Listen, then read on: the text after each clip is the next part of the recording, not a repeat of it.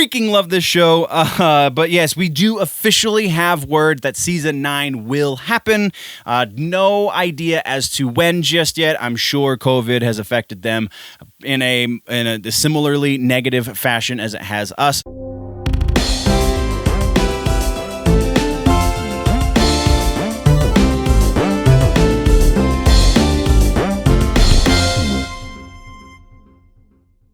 Hello, Big Show nerds. We don't have a whole lot of show for you today. I'm not one to pad out a show because I need to make time. And honestly, usually I feel like these shows go a little long anyway, so this one will be a little bit of a breath of fresh air. It's going to be quick.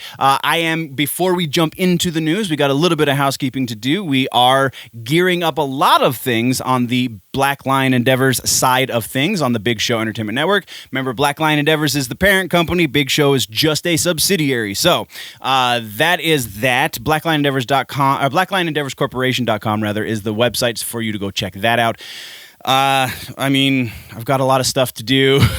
And then the month of December, the last week or two of November, and the first week or two of January will be a slow time. It's just kind of the way it works out with the news anyway, so I like to take that time and cut back my work schedule.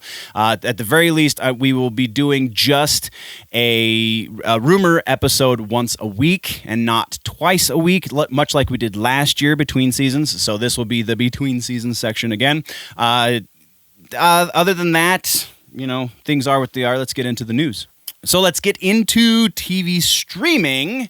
TV streaming is all follow-ups. So no brand new news. We're only going to be talking about follow-up things that we've already been discussing for a time at this point. So first up, we have Ghost Writer. That's right, the rebooted series it used to be on PBS back when I was a kid, and then they rebooted it over on Apple TV+. It just got announced that they're doing a season 2, which is super exciting. It's such a fun show. Honestly, haven't watched the entire thing, but, nostalgia counts for something, so if you're a fan or if your kids are a fan, then October 9th will be the first day of the first upload of the new season. I can't remember how Apple TV does it, but, there it is. So that's what we've got there. Next, we're talking about Netflix, and the Dark Crystal Age of Resistance series has been canceled after the first season.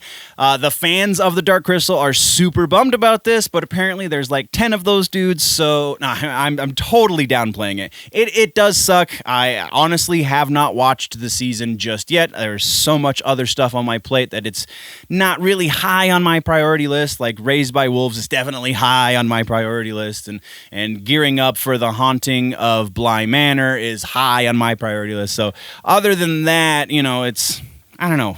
I like the Dark Crystal, but it's whatever. I'm going to stop rambling now. We're moving on next to the Emmys, and this is a correction as well as a follow-up because, wow, I'm dumb. I totally misread that Star Wars Mandalorian announcement. I read it as saying The Mandalorian has won all of these things. But no, The Mandalorian was nominated for all those things because the Emmys just happened like 2 days ago. I didn't watch it, so I can only see the news updates, and even the news places that are favorable to such things did not paint it out to be a great event at all, so kind of glad I didn't watch it.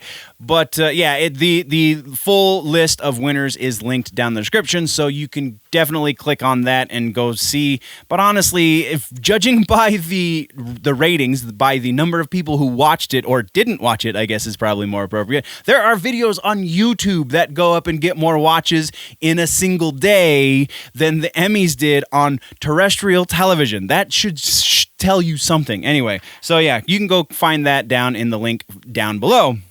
And then our last piece of follow-up news has to do with Letterkenny. Freaking love this show, but yes, we do officially have word that season 9 will happen. No idea as to when just yet. I'm sure COVID has affected them in a similarly negative fashion as it has us. So hopefully 2021 will see the release of season 9. Very likely, I should say, 2021 will see the release of season 9 and potentially season 10, because that's the growing trend amongst Letterkenny seasons is they're so short they can do 2 in a year. But again, that is totally speculation. That is also the end of the TV streaming section. Now we're talking about movies, and honestly, the fact that that's a plural is a misnomer. This is movie section. This is... Wow. Okay, so we have one piece of news, and honestly, like, I don't generally pad episodes, but this is a little bit of a stretch. The only reason I put it in here is because it's Akira.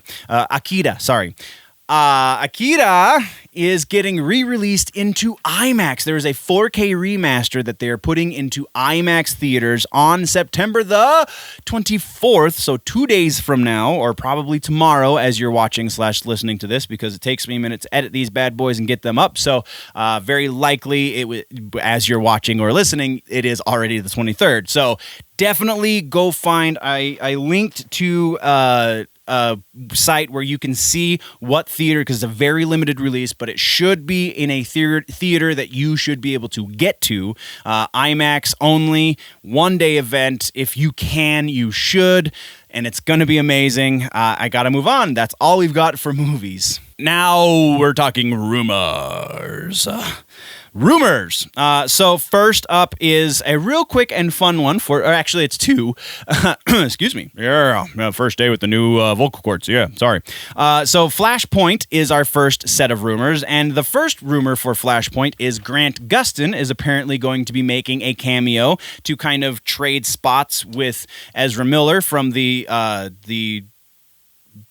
Crisis on Infinite Earths event that happened on CW. Ezra Miller came in at the very end of that. So now apparently they're working out a similar deal with Grant Gustin making a short cameo in the Flashpoint movie. They're calling it The Flash, but come on, man, it's Flashpoint. Okay, so the other rumor is a little bit more bizarre, and that is that we're going to finally see Nick Cage proper as Superman in a movie, in a live-action movie, because, yes, he voiced Superman in the Teen Titans Go to the Movies movie, but that doesn't necessarily count because we didn't see him in the suit. So now, the rumor says they are working on a bunch of crazy, quote-unquote, crazy cameos, and Nicolas Cage is one of them. So, likelihood of these two things. I think the Grant Gustin thing is basically a done deal because of the bit that we got from the Crisis on Infinite Earths. So I'm saying that's a 75% chance likelihood that it's going to happen. As far as Nicolas Cage, I mean, he is broke, kind of. So maybe I don't think that that's necessarily the direction they're going, but there is a fair possibility for that. So I'm saying 30% on the likelihood that Nicolas Cage will be Superman in the Flashpoint movie. Our next rumor has to do with James Bond. The movie after Daniel Craig's final movie, which is No Time to Die, they are reportedly going to be recasting the role of James Bond. This is not news. Craig has been trying to retire from this role for a long time now, so it's about time that he finally, okay, I'm done with the suit, you can find the next guy. Well, the new rumor says that Tom Hardy is number one on the list to replace him. They want Tom Hardy very bad. And actually, the rumor says that they were going to make this announcement back in November, but coronavirus. So now, reportedly, it's going to happen sometime early in 2021. Likelihood of James Bond being Tom Hardy, I can't really call this one. I'm going 50-50 because I can't. There's nothing to base this on. That being said, that's what we have for James Bond. Now we're moving next over to Killmonger. So Michael B. Jordan's Killmonger is reportedly getting a prequel of some sort. What kind of prequel? The rumor doesn't go into that kind of detail. It leaves it open. It could be a Disney Plus series prequel, or it could be a movie prequel. They kind of make it sound like it has to do with, getting Michael B. Jordan to sign on to do it, and then also working out the story and, which medium is more appropriate for that kind of story. So that's the extent of this rumor. Likelihood for this one, I think this is pretty strong. I honestly think we've got about a 60% chance that this is going to be a thing. To go any higher than that, I would need a little bit more confirmation or a little bit more solid source. And this is kind of not the greatest source. So that is what it is. Next, we're talking about Star Trek. Apparently, number 4 in the Kelvin timeline has been officially canceled. There is reportedly a memo going around in Paramount saying that Paramount is no longer in the business of making Star Trek movies. They are only going to be making Star Trek series on CBS All Access. And that's even going to be changing. Remember, we talked last time that the CBS All Access is going the way of the buffalo, or technically it's just changing its name to Paramount Plus. But Paramount Plus will be doing all of these Star Trek series going forward, and there will not be movies, according to the rumor. Likelihood that this is a thing is pretty small. Honestly, we will see Star Trek in the future. How far in the future? That part still remains to be seen. Are they going to try another reboot universe? Who knows? But we will be seeing Star Trek in the future. So this, on a long enough time frame, is 100% false. So 0% likelihood that this is true. But as far as where Paramount is right now, I'd say we got about a 25% likelihood that is the case for at least the next 5 years. So then we're moving over to Blair Witch, which is a thing I didn't realize was still going on. Blair Witch is now reportedly going to be getting a series treatment that deals with, it sounds like it might have been, no, actually, I take that back. It is going to be, according to the rumor, it is going to be a sequel to the first 3 movies and comic books and all that jazz. Going to do with kids looking to see if they can find the actual places from the movies and so on and so forth. So, likelihood of this, I don't know. It seems like a thing that a studio would do, but it also seems like something that nobody wants and nobody asked for. So putting those two things together, we got a 25% likelihood, I feel like, of this being a real thing. Next, we're talking about 2 pieces on Fantastic Beasts and where to find them. Apparently, we have 2 series, spin-off series in the works. Very likely limited series, the first of which being a Dumbledore series with Jude Law in the role, and a second being a Grindelwald series with Johnny Depp playing the role. And this is honestly Warner Brothers trying to emulate what Disney's doing. It is totally what that sounds like. Or Universal. It's Universal that owns them, right? Yeah. Either way, the likelihood that this is in the works at some level, I think that's pretty likely. I think we're going with a 60% likelihood that this is in the works. Now, whether or not we're actually going to see either of these, that's probably a 50-50. It depends. There's a lot of variables at play here. We've got court cases going on with Johnny Depp. We've got contracts that need to be signed all across the board. So much going on as far as scheduling and stuff. And honestly, how much of a series they want to turn these into probably factors greatly into this as well. So likelihood we'll see something like this, probably, again, 50-50 at best. Honestly, if I'm being 100% honest with myself, probably more like 30% on both counts. And then our final rumor has to do with Smallville. Smallville is reportedly getting an animated sequel. The animated sequel is, if it happens, is going to be based on the season 11 comic books that were released by DC, and just kind of sounds awesome. They do say that it is highly dependent on the main cast returning to voice their characters, so potentially that could be a thing. Rosenbaum is one of the other holdouts for doing stuff like this, but he's a big voice actor these days. So if they get the right contract in front of him, that should probably seal the deal for the rest of it.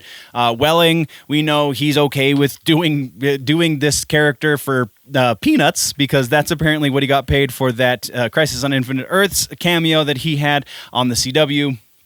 Yeah, just very awesome if it's true. So the likelihood that this is true, again, the likelihood that they want this to happen is probably pretty high. But the likelihood that we're going to be seeing something like this, I feel like that doesn't really fit a lot with the CW's programming. An animated series for a series that they've done previously, I can't go above a 30% likelihood on this. I feel like there is a fair amount there for them to do something with, but whether or not they actually want to do something with is slim pickings. So that is the rumor mill, guys.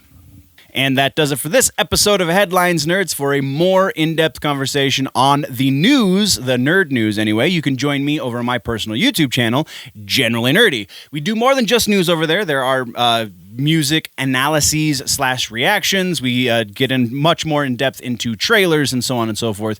All kinds of nerd action over there. So go join me, won't you, on my YouTube channel, Generally Nerdy. While you're here, though, don't forget to like, subscribe, and share on all of the Big Show entertainment media platforms. Specifically, I'm thinking of the YouTube channel because we are giving away a PlayStation 5 once we hit 1,000 subscribers. So all of that being said, thank you very much, nerds, for joining me, and tune in next time for all that's happening across the nerd world.